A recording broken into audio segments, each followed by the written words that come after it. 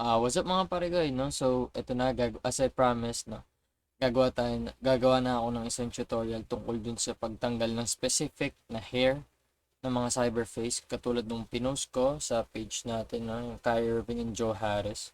Pero ang gagawin muna natin ngayon is si Kyrie Irving. So, ito yung Kyrie Irving ni Ja 2K with 3D beard, no? So, check muna natin. So, copy natin to. Lagay natin sa main directory natin, no, para makita natin yung before and after results. So, check muna natin 2K natin kung ano. So, guys, as you can see, may beard dito, may 3D beard dito si Kyrie Irving. So, ang goal natin is tanggalin tong beard na to. Tong beard niya na tong 3D beard na nilagay ni Sir Ja 2K, since alam naman natin na ngayon is walang beard si Kyrie Irving, or mahabang beard, kumbaga. So, tatanggalin natin to. So, first, no, kukunin natin open natin yung Red MC natin.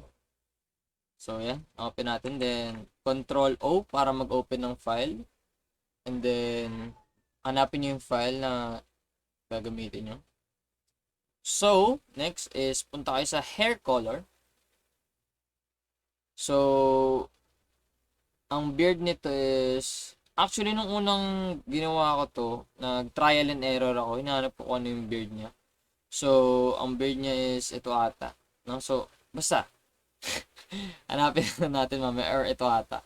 Ako, pero, ang gagawin nyo is export as DDS.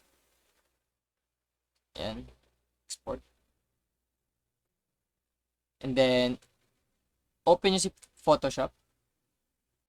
So, ngayon, na-open na natin yung PS natin. Control O ulit para mag-open ng file.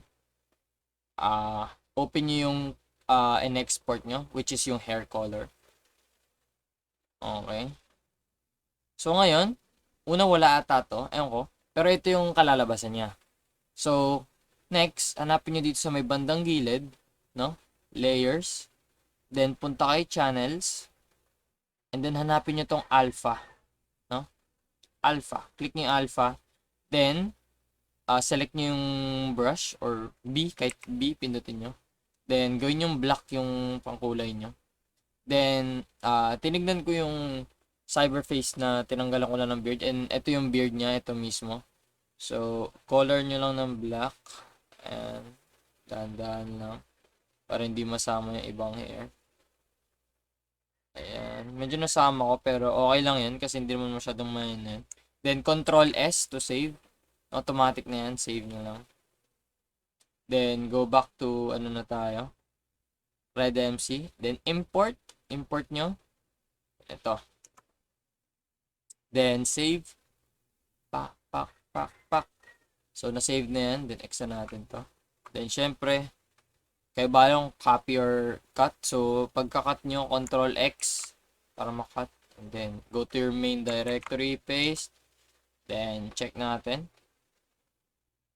O, syempre, laloading ulit natin yan. Then, boom! Ayun na, wala na siyang 3D beard.